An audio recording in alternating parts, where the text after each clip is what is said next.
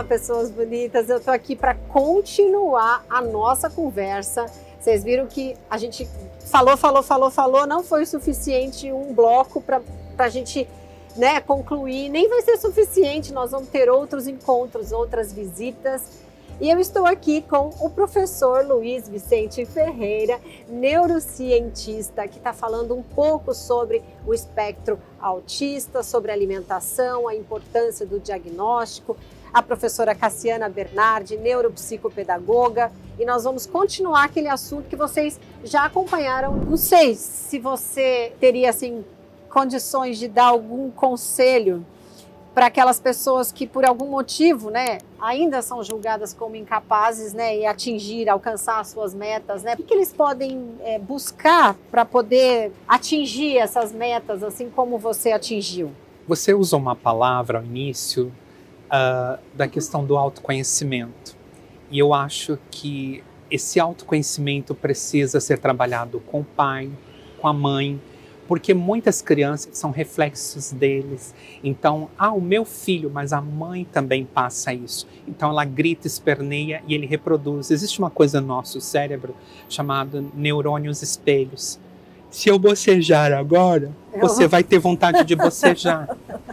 Então, isso é a programação cerebral. As crianças vão imitar os seus pais. Então, em primeiro lugar, quais as minhas ações, as minhas palavras, os meus atos que eu estou transmitindo inconscientemente para a criança do espectro ou deficiente? Segundo lugar, não focar no problema, ou seja, no rótulo, no laudo. Isso ele já sabe, eu preciso buscar o quê? O que eu não estou vendo, as habilidades. Então, eu noto que às vezes uma criança que é síndrome de Down, síndrome de Down, ok. Esse é o resultado. O que eu posso... Essa criança, às vezes, ela tem uma habilidade de desenho, pintura, são excelentes na área de gastronomia, o toque, pintura, dança. É autismo. Você está pensando no problema? Não, e a solução? Ele tem habilidades de computação, habilidades de boa memória. Então, vamos focar no que há de melhor, focar em soluções, focar nas habilidades que vão dar qualidade de vida para essa pessoa. Queria aproveitar que o professor está citando essas crianças com essas dificuldades, limitações, que viram adultos, né? Nós temos uma aluna que trabalha numa clínica da melhor idade e ela começou a identificar adultos com síndromes, com dificuldades, com autismo, que não foram diagnosticados lá atrás.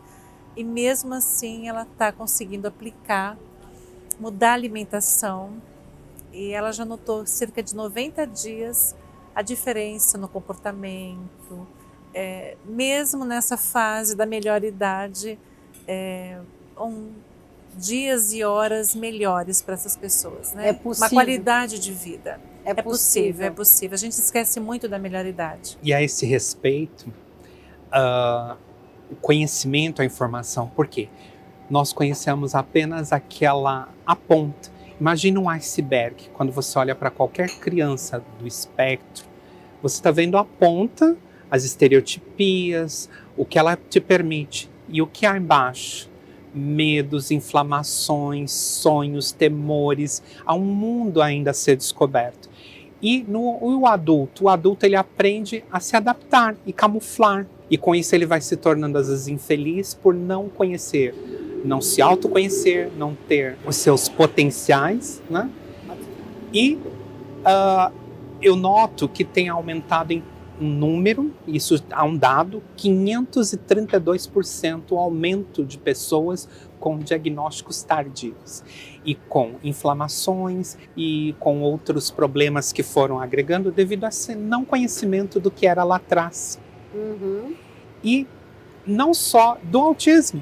Nós vamos ter síndrome de Williams, síndrome de Welly, síndrome de Prader-Willi, síndrome de Usher. Existem pelo menos 30 síndromes que as pessoas sequer ouviram falar. Eu mesmo nunca ouvi falar. Professor, me permite, explica rapidamente sobre síndrome de Irlen. Eu acho importantíssimo. Um exemplo. O câmera, né, ele fala, olha para cá. E eu estou olhando para cá por quê? Porque eu tenho a síndrome de Irlen também. O que é isso?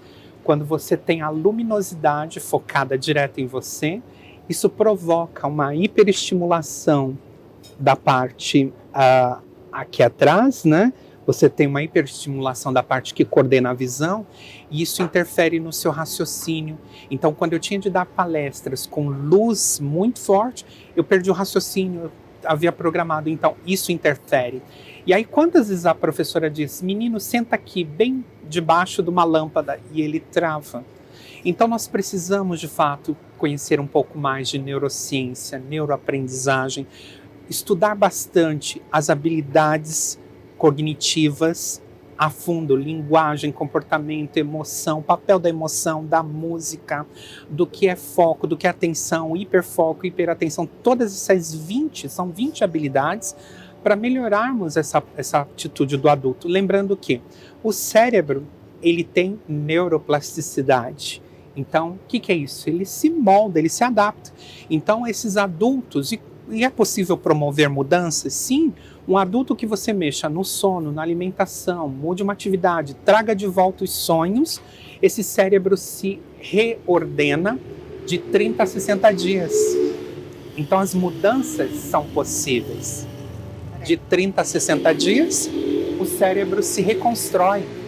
Então as mudanças são possíveis, nós temos de acreditar. Então, neurônios espelhos, neuroplasticidade e boa vontade, formar novos circuitos. A neurociência ligada à educação, ou seja, as contribuições neurocientíficas à educação, ela tem dado muitas luzes. Por exemplo, quanto tempo deve durar uma aula?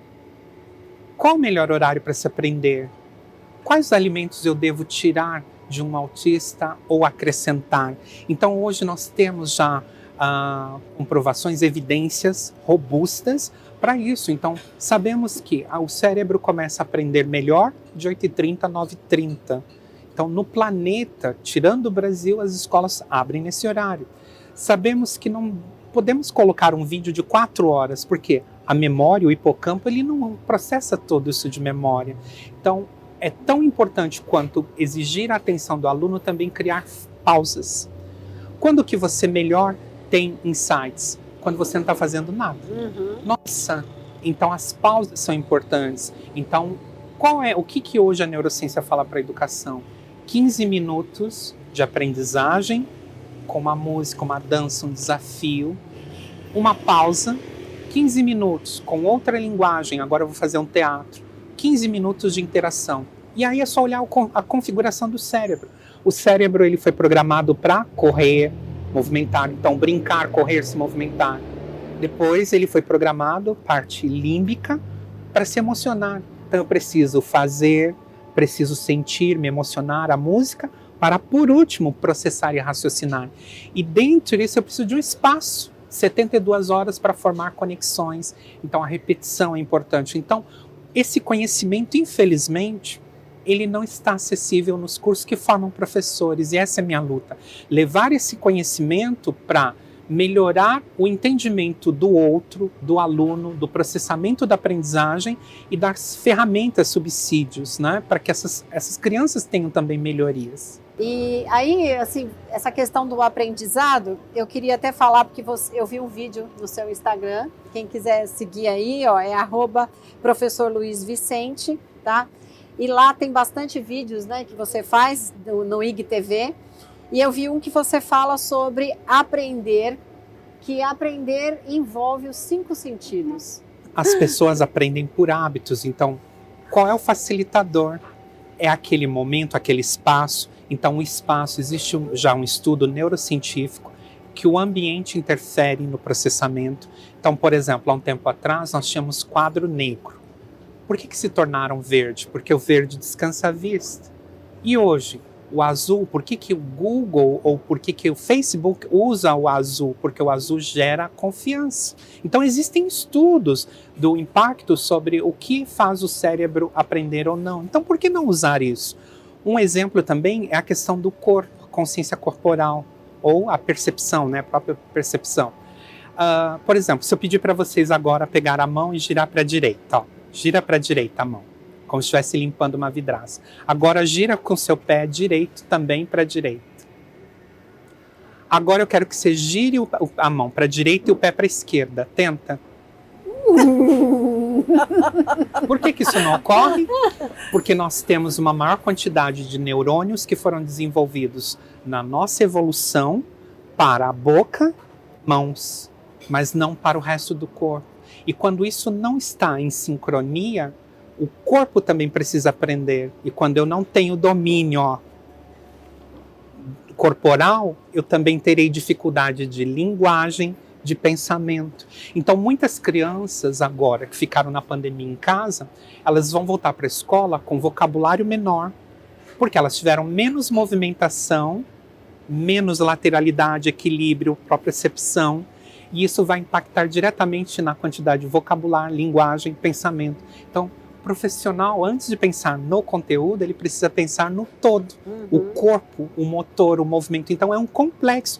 Então, não é apenas pensar o conteúdo que eu vou ministrar. Eu tenho um ser humano, que é uma máquina perfeita, complexa, que tem N possibilidades, mas que eu preciso entendê-la para ajudá-la. E a consciência do próprio corpo é uma coisa super importante, porque ela te permite corrigir a sua postura, né? O seu jeito, o caminhar, a respiração, que é super importante para oxigenar o nosso corpo, o cérebro.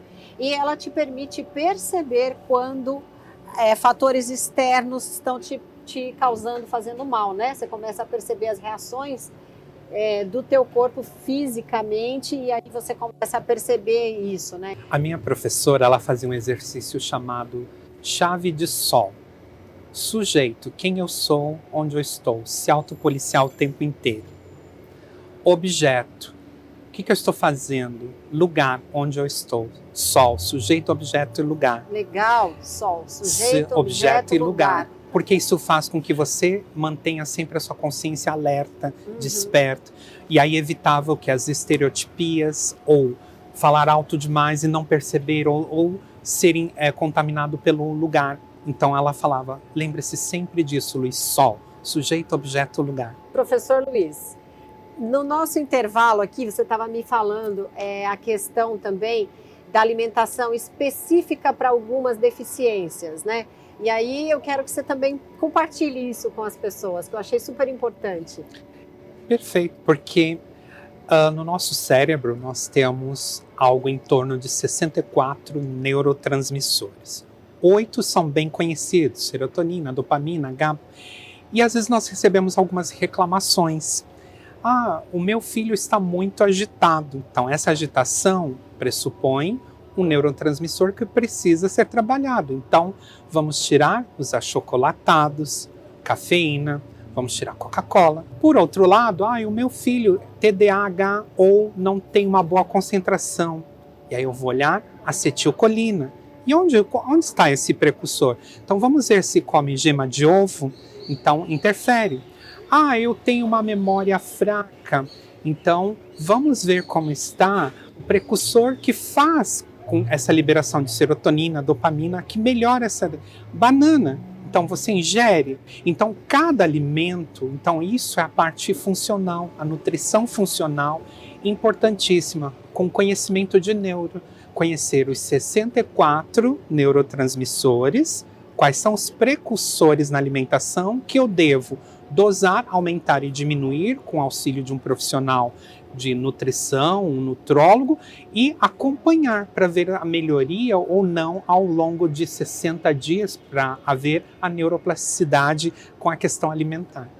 Fantástico. Tá vendo, gente, como é importante essa questão da nutrição funcional, que é o que eu sempre falo para vocês? Procurem um acompanhamento de um médico nutrólogo ou de uma nutricionista funcional que vai poder dar esse direcionamento para vocês, né? Junto com o acompanhamento de um neuro, né?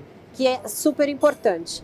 Muito obrigada a todos vocês que nos acompanharam até agora. Muito obrigada a vocês mais uma vez pela presença, por ter vindo aqui, se disponibilizado a compartilhar com a gente tudo isso, tá? Eu estou muito feliz, de verdade. Muitíssimo obrigada, tá bom? Um beijo, fiquem com Deus. Até a próxima semana com mais alimentação saudável para você.